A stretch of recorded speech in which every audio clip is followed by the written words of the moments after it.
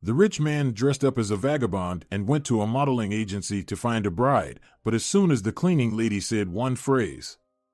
Above all else, Chester loved himself and his status as the heir to a major corporation. Even as a high school student, he knew exactly what fate had in store for him, a luxurious millionaire's life and a prestigious position at his father's right hand.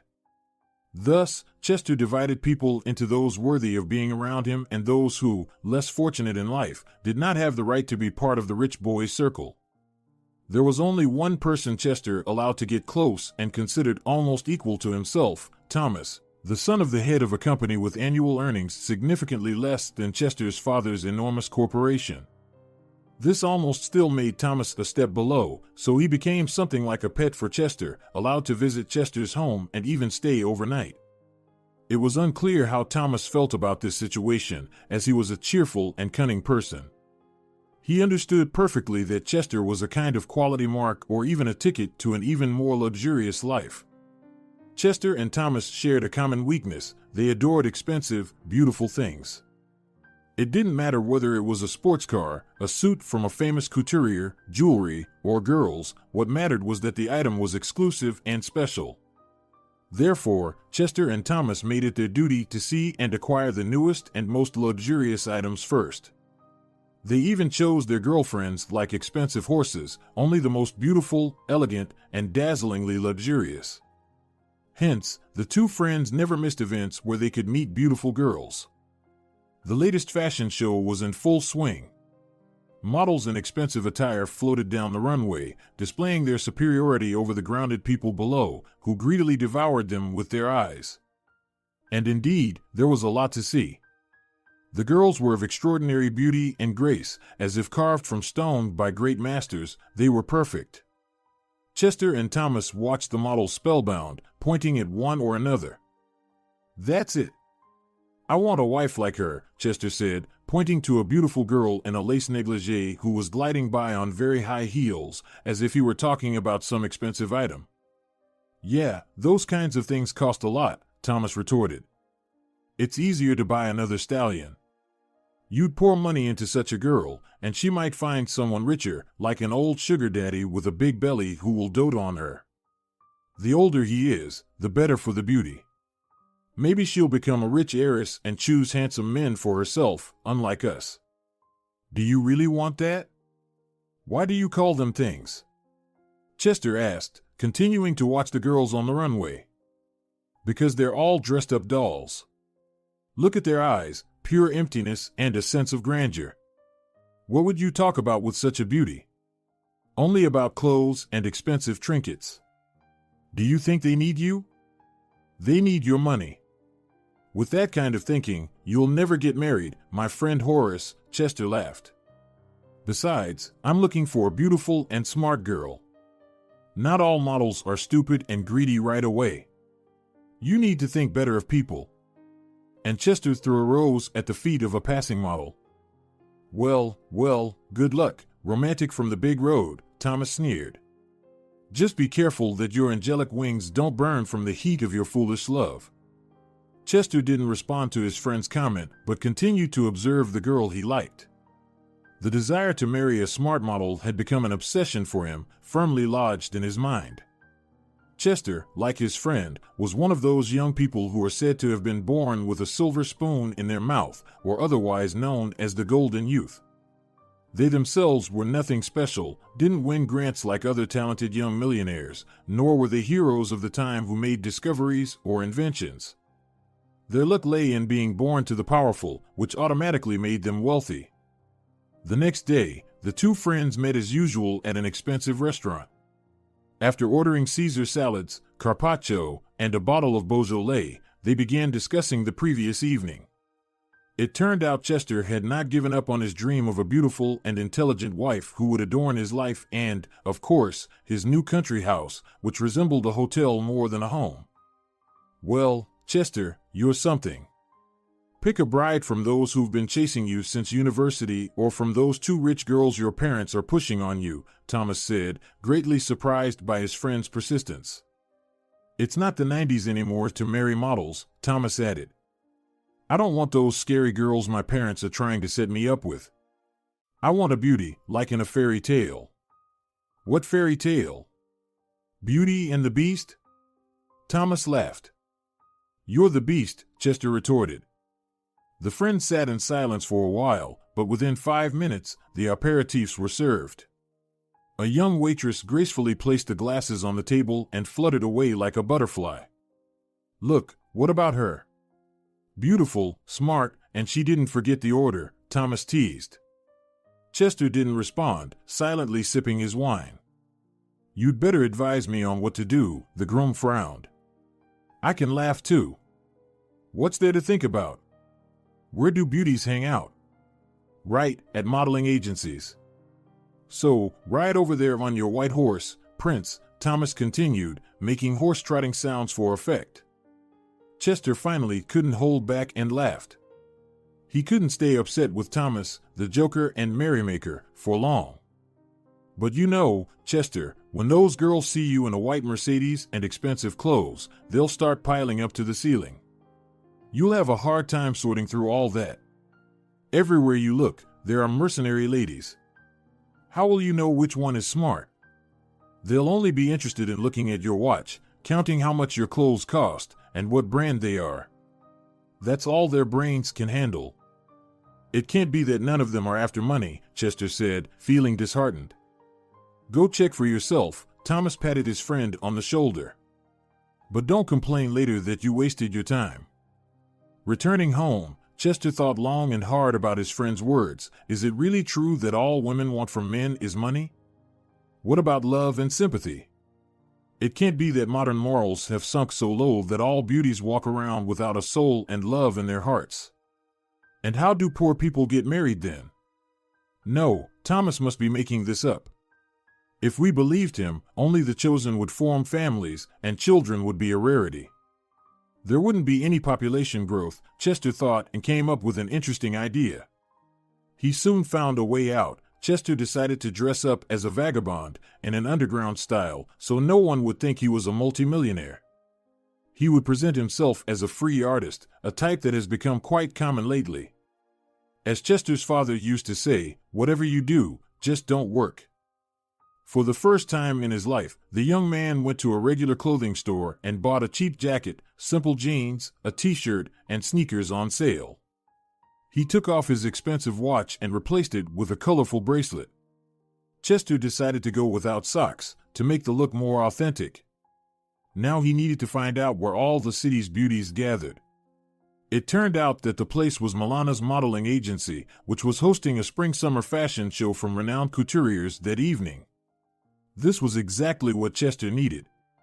Delighted by the opportunity, Chester donned his simple clothes, which he further transformed. He rolled the jacket and jeans in road dust and then dusted them off thoroughly.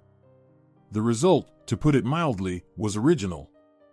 And so, he stood at the entrance to the modeling agency, illuminated by the soft light of whimsical lanterns.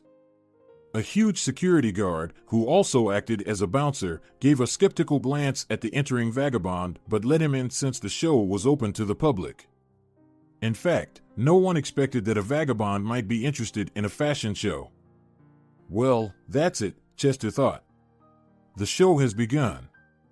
Now let's see what happens. Maybe some beautiful, kind girl will notice the poor talented artist vagabond. And the disguised millionaire began his game. He deliberately approached the models, who had gathered in a group and were animatedly discussing their outfits. There was exactly half an hour left before the show. Chester walked around the girls, bringing them water and glasses. The models took the refreshments, casting disdainful glances at the poor man and turning away, trying to ignore the strange figure. When Chester took a tray of tartlets from a waiter and carried it to the beauties, one red-haired girl said, "Get out of here, you bum, and take your crackers with you," and knocked the tray out of Chester's hands, causing all the food to scatter on the floor. The beauties laughed and started pointing at the vagabond. The security guard made Chester pick up the scattered snacks, standing over him like a supervisor, and none of the beauties showed any sympathy for the unfortunate and poorly dressed young man. They all laughed and even kicked the tartlets like balls, making it harder for Chester to collect them. The young man had never experienced such humiliation before.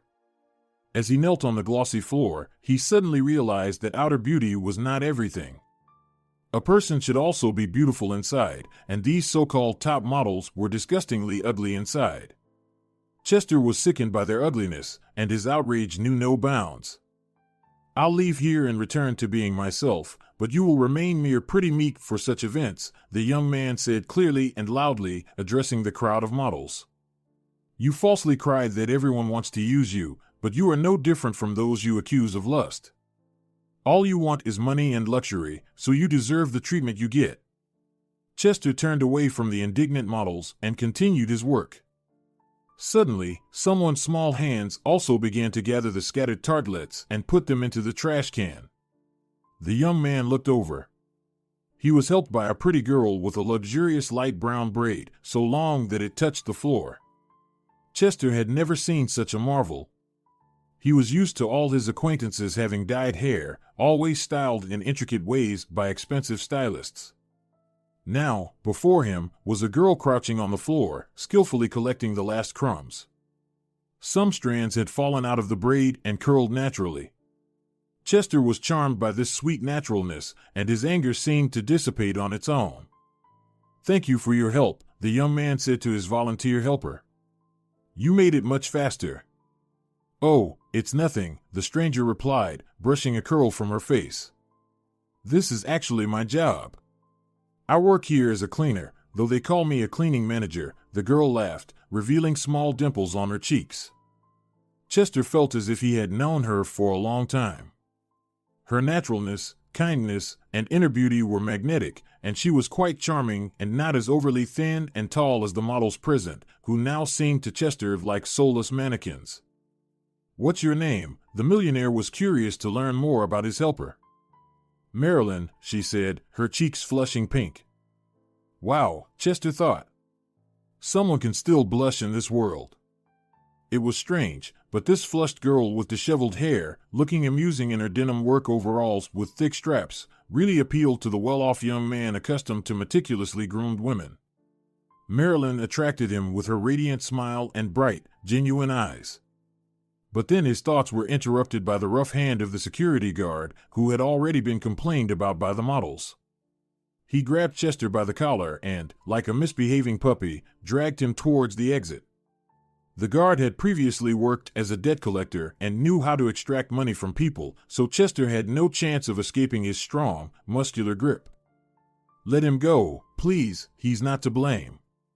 The girls provoked him and pushed him, and that's why he said what he thought about them. The cleaner ran after the guard, pleading not to hurt Chester. Compared to the burly man, Chester seemed fragile. "All right, live," the guard said, releasing Chester's jacket. "Marilyn is a good girl, thank her." "Thank you, Todd," Marilyn said quietly, and the guard left. The girl helped Chester adjust his jacket and returned the phone that had fallen from his pocket. "Mom." A beautiful, curly-haired boy of about 5 years old ran up to Marilyn. "Jason, I told you to stay in my storeroom. There are strangers walking around here, and you're underfoot, getting in the way." Marilyn was annoyed with the little one, who suddenly stood rooted to the spot, staring at Chester. "This is my son," Marilyn said, answering Chester's unspoken question.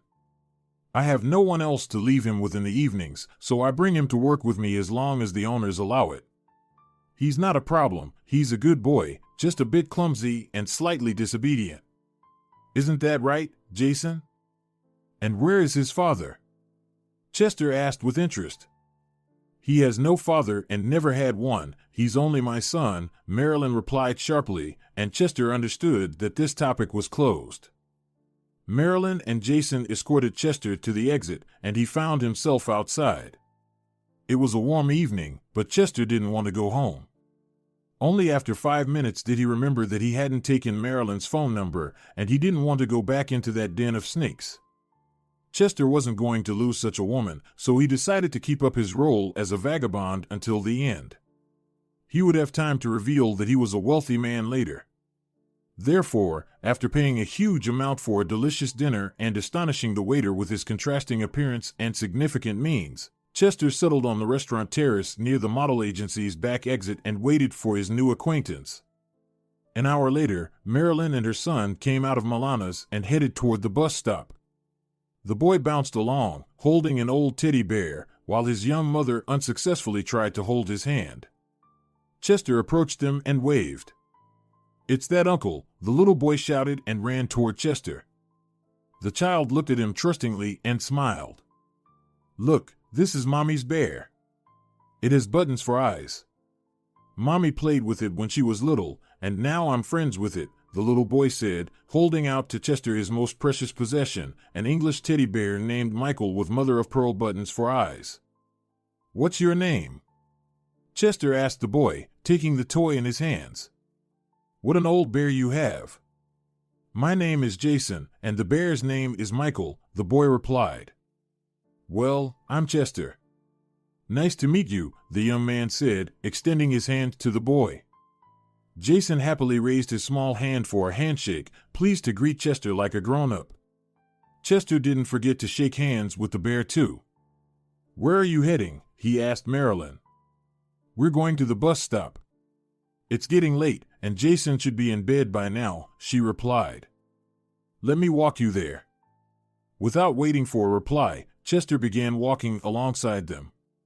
Marilyn agreed, and the three of them walked together.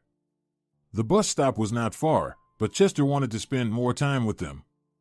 He wanted to take Marilyn and Jason home in comfort in his car, but he feared startling her with the sudden transformation from a vagabond artist to a millionaire, so he continued the charade.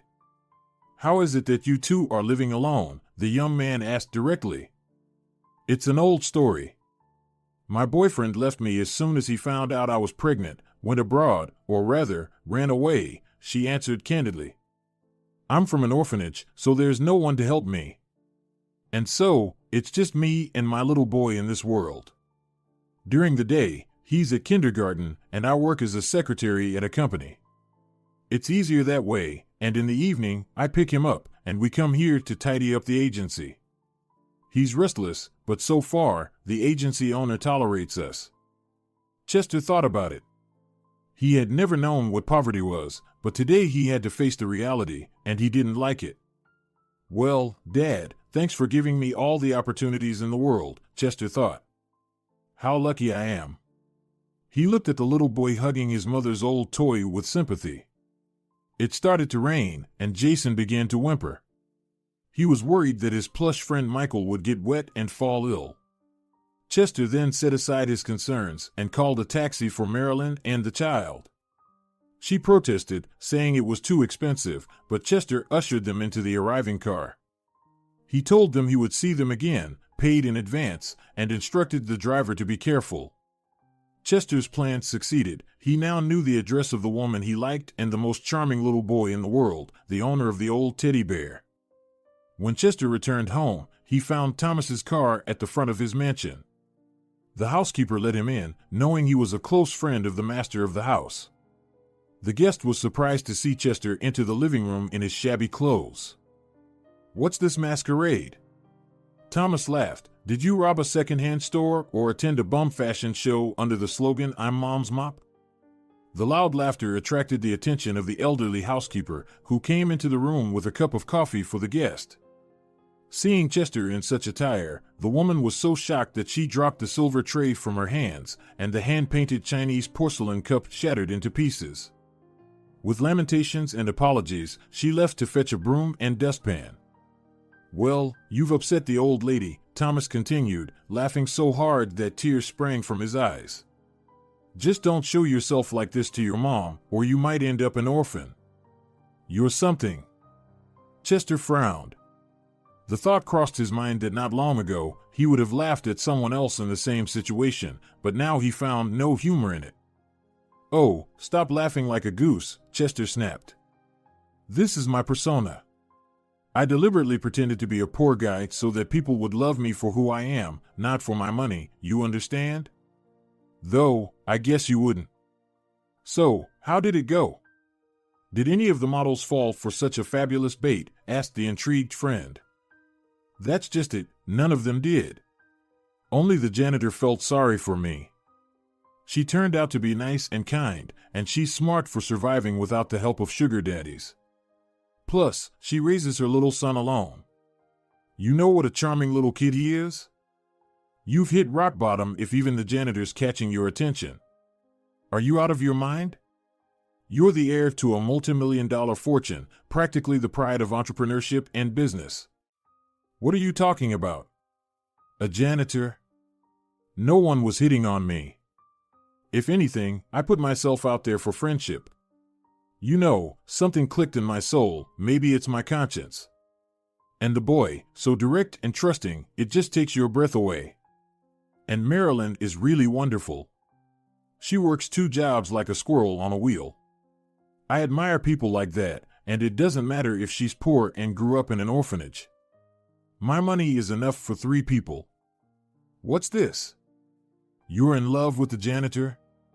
Thomas's eyes widened in disbelief. Are you drunk or something? Maybe someone slipped you a love potion. I don't know if it's love or sympathy or a mix of both, but I want to see her again, Chester said dreamily. I just feel this pull to be near her, to be her support and protector. She's so fragile and yet so strong. Have you admitted that you're shamelessly rich? Asked the surprised friend. Thomas couldn't believe that his discerning friend could fall in love so quickly, and not with the girl he had always dreamed of. No. I'm afraid Marilyn might misunderstand and think I was mocking her, Chester said, looking distressed. But keep this to yourself. Thomas promised to keep Chester's secret. I hope this one passes soon. It's true what they say, that there's no friendship in love. Chester had no idea that his longtime friend might envy him. At first, Thomas envied Chester's academic success. Chester was always held up as an example by Thomas's parents. The brilliant student's intellect was recognized by teachers, who sent him to various subject Olympiads, which infuriated Thomas, but he endured and tried not to show his envy. No one, except Chester himself, knew about the album of hatred, where all their joint photos were hopelessly ruined. Chester's face was either stabbed with needles or defaced with a black marker.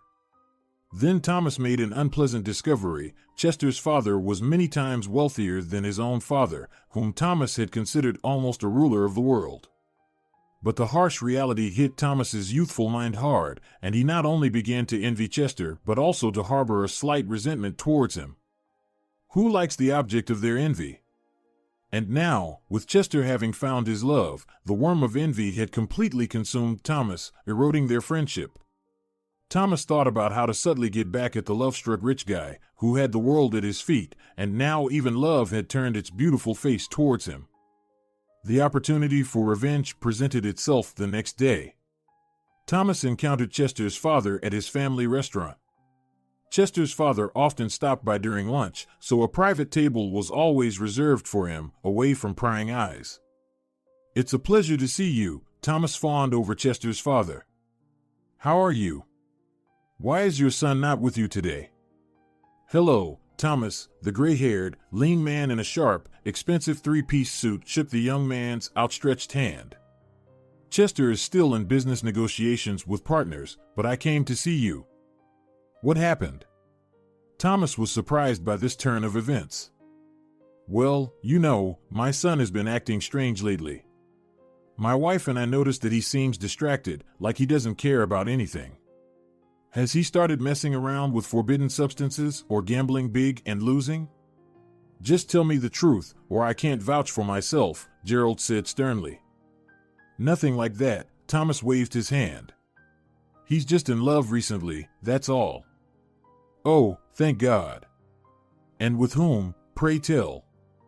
Has he fallen for some brainless model again?" Chester's father asked. "You're aiming too low," Thomas said with a smirk. "He's in love with the janitor, where these models hang out. I tried to talk him out of it in every possible way, but he wouldn't listen. The fact that she has a little boy doesn't even bother him. And she's not married and never has been." "A janitor?" Gerald exclaimed loudly, causing everyone to look around. "What do you mean, a child? Is it his? Be honest." "No, calm down. It's her child. I'm telling you, she's never been married, so she's raising the child on her own." And she's an orphan. Thomas enjoyed watching Chester's father suffer from the news. Finally, it seemed like the tables were turning. The news shocked Gerald so much that he forgot why he had come.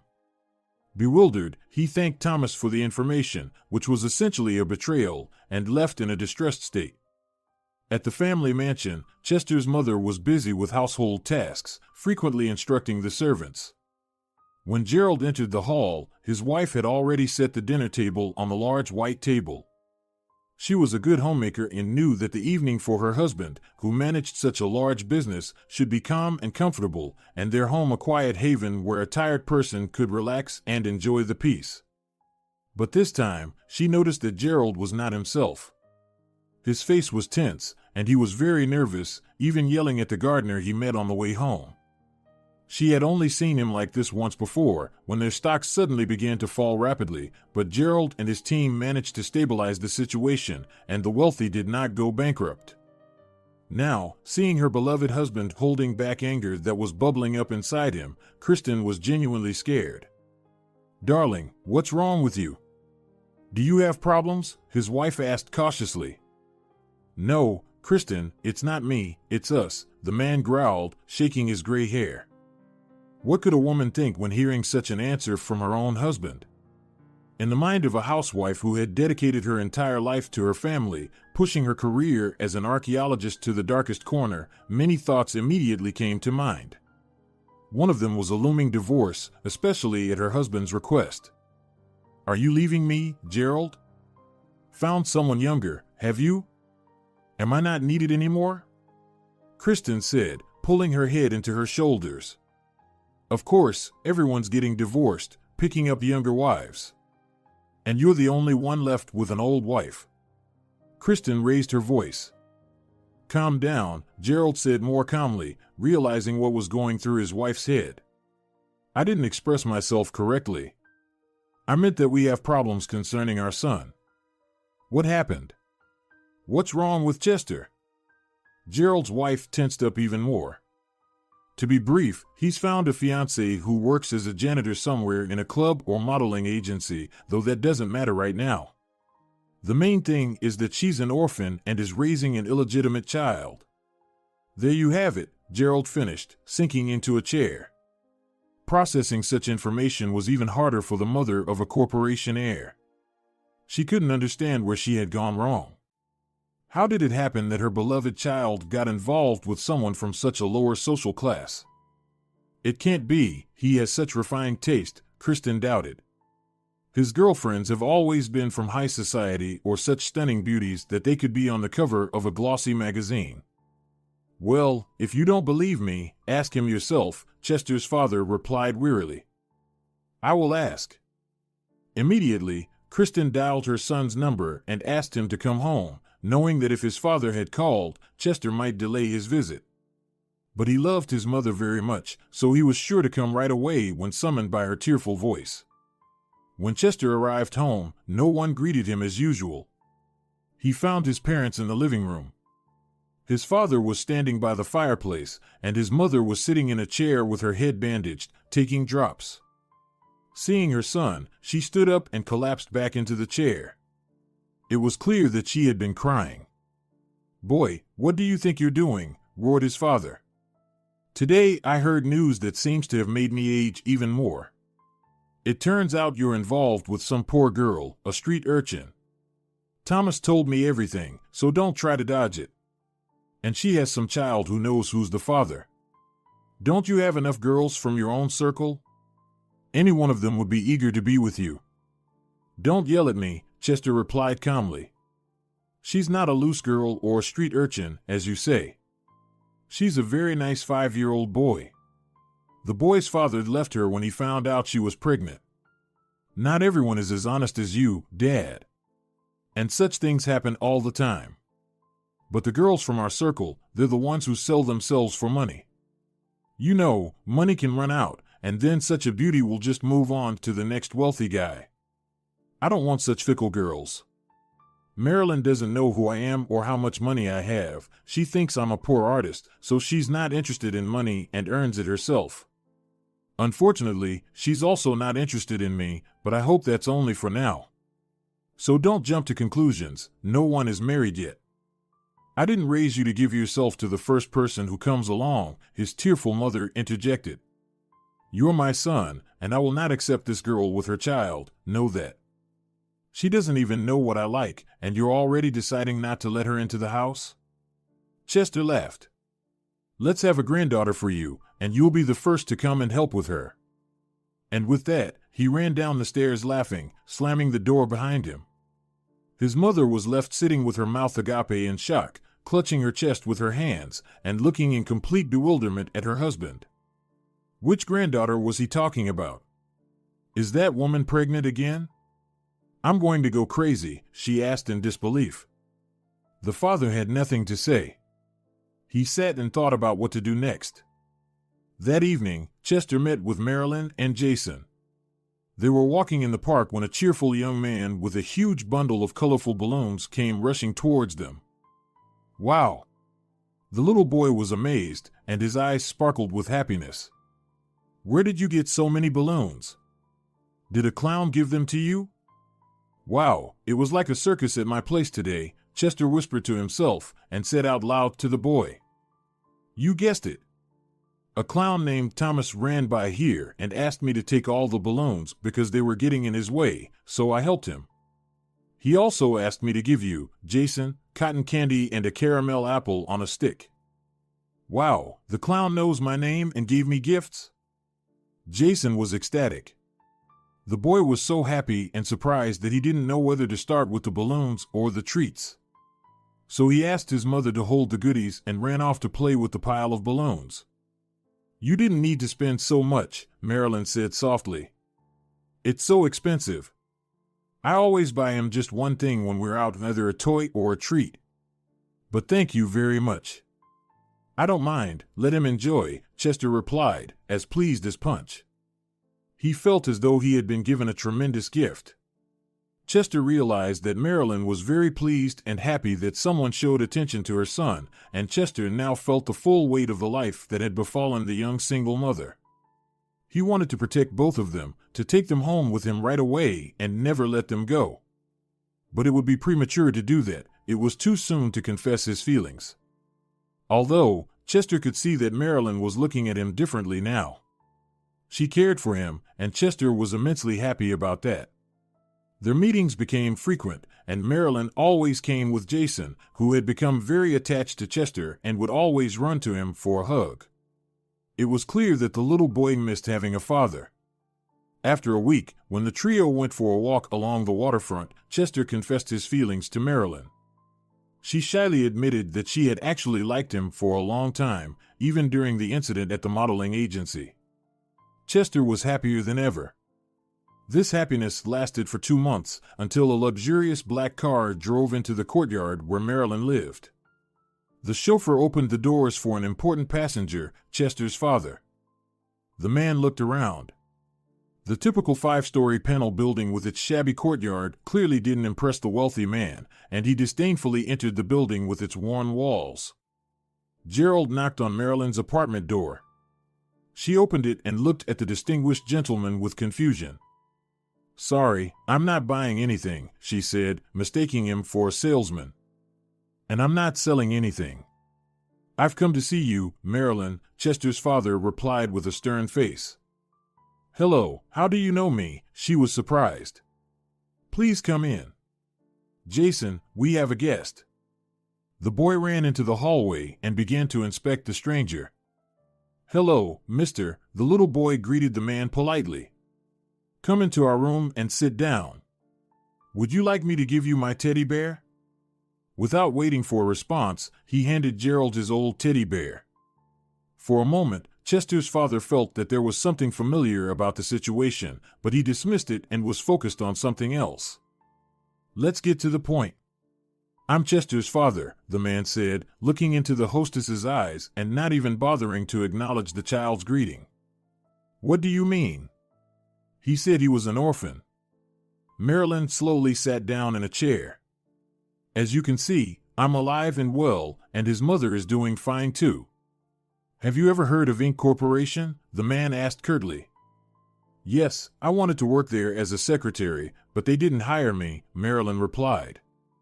Well, that corporation belongs to our family, and Chester is a vice president there. Is this really my Chester?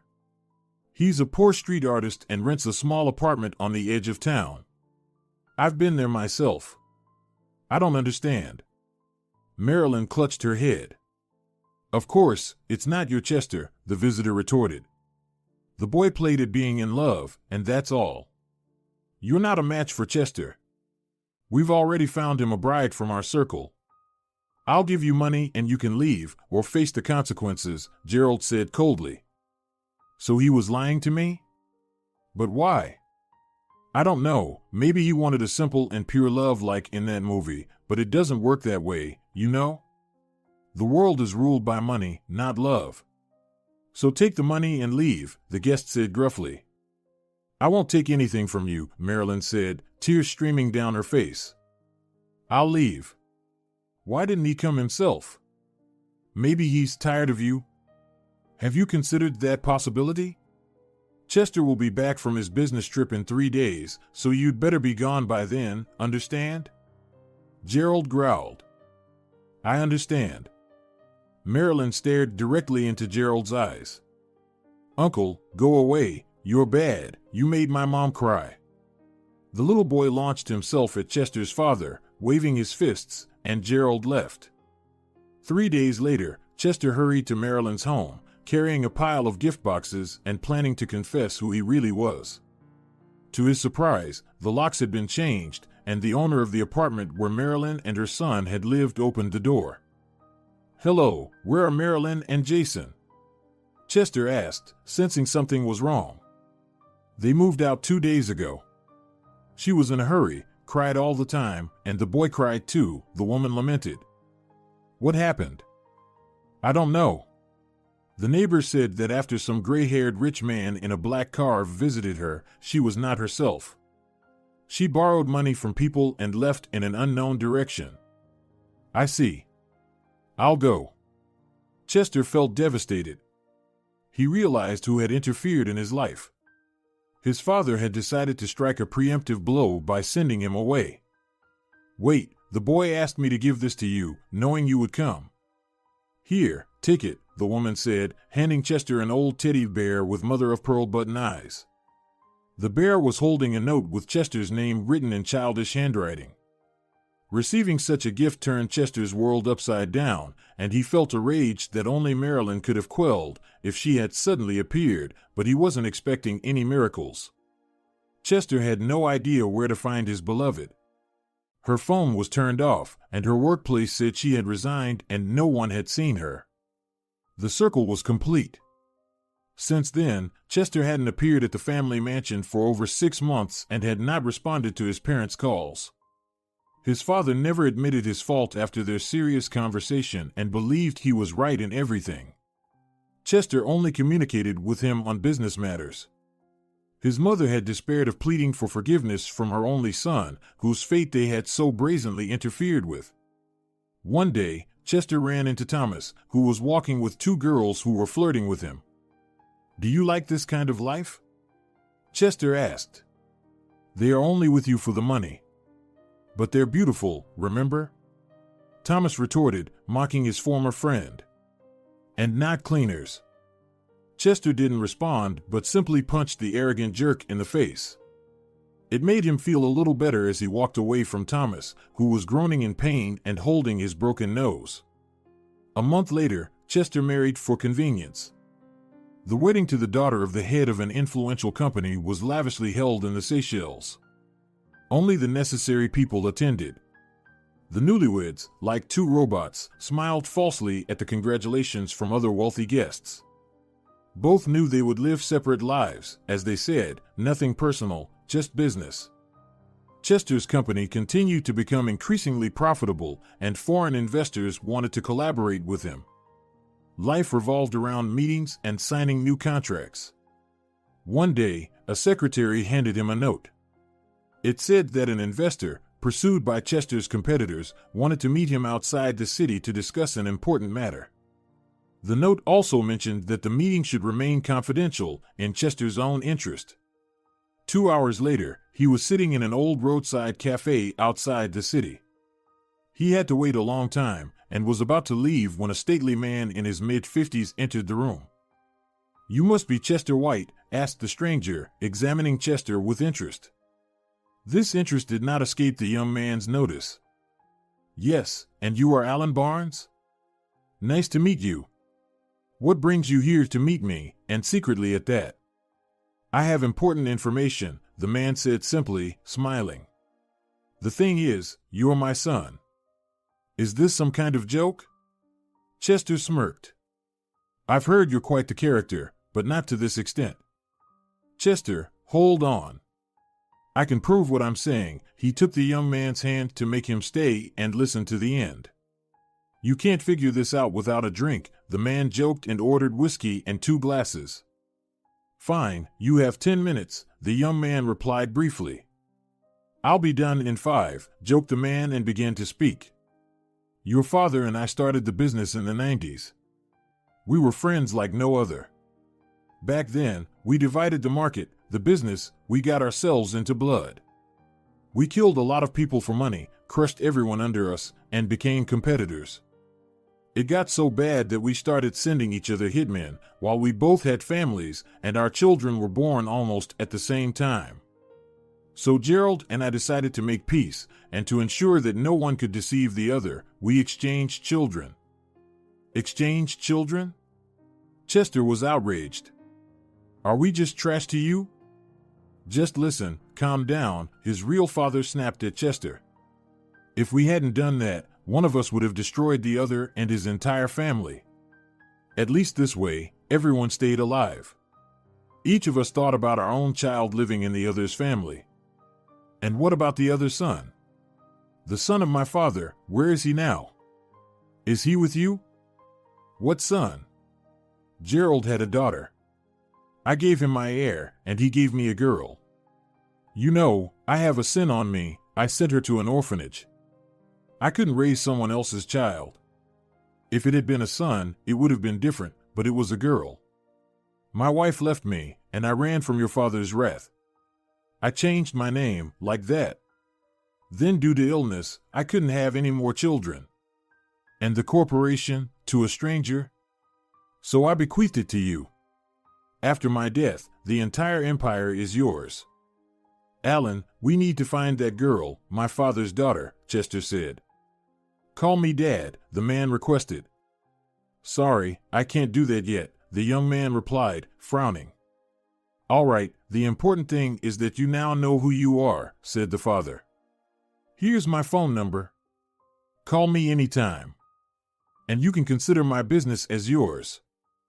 "Okay," Chester replied, trying to hide how stunned he was by the news. When the investor left, Chester sat in the cafe for a long time, deep in thought. Marilyn, Jason, Thomas's bloodied nose, and his real father's face, which Chester noticed resembled his own like 2 peas in a pod, suddenly flashed through his mind. The only person who could dispel his doubts was his not biological father Gerald, who had raised and loved him. All anger towards his dad immediately dissipated, and he felt deep sympathy for his mother, who had been silently suffering for so many years after having her daughter taken away. "Mom." Chester entered the family mansion. "My son is here," she exclaimed with joy, hugging him. "How long it's been since I last saw you. You've lost weight? Doesn't your wife feed you?" "I feed myself, and she's just a wife on paper." "Where's Dad?" Mother escorted her son to his father's office but did not enter. "Is it true that I'm not your son?" Chester asked directly. His father looked up in shock. He guessed who might have revealed the secret of the swapped children. "That bastard is in town?" "Did he tell you?" the father asked sternly. "Yes." "Did you know your daughter grew up in an orphanage?" "I found out about it about 5 years ago." "And you didn't try to find her?" "Why would I? I have a son, and the girl was just a concern for Carl. Now he's Alan, but in reality, he's Carl. Just don't tell your mother, she thinks her daughter is living in luxury somewhere abroad. I'm not crazy enough to tell Mom that. And where is my real mother? She died in Spain, and Carl apparently doesn't know about it, so accept my condolences. I have nothing more to say. He admits his guilt and is handing over his business to me. That's good. He should pay for his sins. Go now, and don't say a word to your mother. Chester left the office feeling dejected. His mother was bustling around the dining room, delighted by the arrival of her beloved son. Seeing her made Chester's heart ache. I love you so much, Chester said, hugging the woman. And I love you more than life itself, my dear. Forgive me for Marilyn, my son. I see how you're suffering with that painted doll. Well, I made that mistake, so I'll correct it. But Chester paid no attention to his mother's words. He was more absorbed in his own thoughts. The next morning, while Chester's wife was still sleeping in her boudoir, he was already on his way to work and had called for a driver. After he left, the key to their house turned quietly in the lock. It was Chester's mother who had arrived. Finding the house in a terrible state, she hired a cleaning company. In the midst of the major cleanup, Ashley, Chester's wife, woke up. What's going on here? She asked indignantly. We're tidying up, dear, something that was perfect before you moved in. Not only did you neglect the house, but you're also not looking after my son.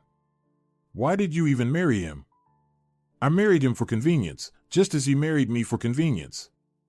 Our fathers made an agreement, didn't you know? I'm done with your son. Oh, dear. He had such a lovely girlfriend. I regret not helping them reunite back then, said his mother. That beggar? Don't make me laugh. Who wants him? Only someone like that ghastly girl. Get out of this house, and we don't need your money. I'll return my share of Chester's inheritance. I should have done this earlier, rather than getting involved with people of low social standing. Chester's mother lost her temper. Fine, I'll leave. I don't need your hovel. Our house is much richer and better than this shack. And Ashley left, slamming the door of the 3-story elite shack. Chester's mother, feeling a sense of duty fulfilled, stayed behind to prepare dinner for her son. The house became bright and sunny again, just as it had been before. Her happy thoughts were interrupted by a girl who was cleaning in her son's office. Ma'am, should I clean this teddy bear too? It's quite old, and I'm afraid to damage it. She handed the teddy bear, which Jason used to play with, to Chester's mother. Where did you get this? Chester's mother asked in shock. It was sitting in the chair, the girl shrugged. The woman was struck as if by cold water. This was the teddy bear of her 6-month-old daughter, which she had personally bought when she was pregnant more than a quarter-century ago. Only instead of eyes, it had mother-of-pearl buttons, and here was a label sewn into its paw with the name Marilyn Davis, and next to it, the name Jason Davis. What is this, and how did it get here? When Chester arrived home, his mother was waiting for him and admitted that she had kicked out the careless daughter-in-law, but she was troubled by another question. Where did you get this toy? And she showed her son the find. Oh, this? Jason left it with me when he left. The landlord Marilyn gave it to me, Chester answered, feeling embarrassed. Marilyn, his mother repeated, and who is Jason? Mom, why are you so upset? Marilyn is the cleaning lady, my friend, whom you and Dad wouldn't let me see, and Dad drove her out of town. Jason is her son. So I personally drove out my own daughter with my own grandson and the biological father out of town? How terrible, the woman wondered aloud. So, I didn't get it. Whose daughter to whom? This bear belongs to my daughter, whom your father practically gave as collateral to his friend. So Marilyn is our daughter with Gerald. And I'm the son of Carl, who has now changed his name to Alan, Chester said. He didn't even realize he had revealed something he shouldn't have said to his mother. So you know everything? His mother asked and began to cry.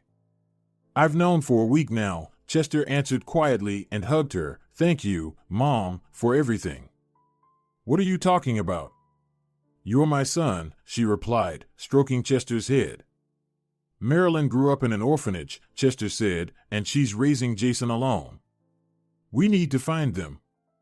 The next day, Ashley was served with divorce papers. The next step was to find Marilyn. Chester and his mother hired half of a private investigation agency for this purpose, and results came quickly. It turned out she hadn't left. She was quietly living on the outskirts of the city in an old house. She worked from home as a sales manager for a furniture factory. The very next day, Chester and his mother knocked on the door of the person they had wronged so deeply. Jason answered the door as Marilyn was busy with another phone call with a client. "Uncle Chester!" Jason shouted and rushed into the young man's arms. "I missed you so much." "I think this is yours," Chester said, handing the child his stuffed toy. "Bear, hello." Joy lit up the boy's face as he hugged his favorite toy to his chest. "Why is this lady crying?" Jason asked, pointing at Chester's mother. "Because she's your grandmother, who has been looking for you for a very long time." "Wow, I have a grandmother. What's your name?" "Call me Grandma Kristen," the woman replied through her tears and hugged the little boy tightly. When the guests entered the room, Marilyn stood up from the table, very surprised by their appearance. It was clear she was heavily pregnant, with only a few days left before giving birth. "Marilyn, forgive me, I searched for you for so long. And this is your mother, and she's also my mother, can you believe it? But don't worry, she's not my real mother, so the baby won't be affected. I understand this is our baby, isn't it?" And Chester gently hugged his beloved daughter, "and forgive me doubly. First, for giving you to strangers because of your father, and second, for not letting you and Chester live your life." Marilyn covered her face with her hands and cried. She was happy to have found both a fiancée and a mother in one day. Half an hour later, Chester's car was carrying the most valuable cargo in the world, his beloved family. In the morning, Ashley was informed of the event, and by then, she had already signed the divorce papers, with no turning back. "How dare he replace me with some girl?" Ashley raged. "You'll pay for this." Meanwhile, the happy family was strolling in the park and discussing the wedding day. It needed to be arranged quickly, as the baby was expected soon. "Jason, let's go home," Marilyn called out loudly. But the boy was nowhere to be found. Questioning passers-by revealed that a tall, red-haired young woman had taken him, and Chester suspected that Ashley was involved in Jason's disappearance. Realizing that independent searches would be futile, the police were involved, and Chester's parents immediately reported the incident. The search dog quickly picked up the trail, running along the edge of the park for a long time before turning into the woods. The operatives and Chester managed to keep up with it, and soon they came upon a forest cabin, from which the distressing cries of a child could be heard. Chester's heart ached with fear for Jason as he burst into the house. On a bench sat Jason, bound hand and foot, while Ashley hid behind the stove, having heard the barking dog and the cries of people. When she was taken away, she looked deranged. Her disheveled hair and burning eyes revealed the distress of the young woman. Jason was unharmed, quickly calmed down, and ran to Chester. "Daddy," the little boy shouted, hugging the man. In shock, Chester stood frozen, overwhelmed with happiness. 3 days later, they had a modest wedding, attended only by the closest people. They also invited Chester's biological father, who apologized to everyone and was forgiven for the special day. Chester adopted Jason, and 3 days later, Chester and Marilyn had a daughter. Jason was the happiest of all. He walked around proudly, saying that he was now the big brother. When the whole family gathered around the cradle of the newborn, the baby smiled for the first time, and that smile shone warmly into the hearts of everyone, dispelling past grievances and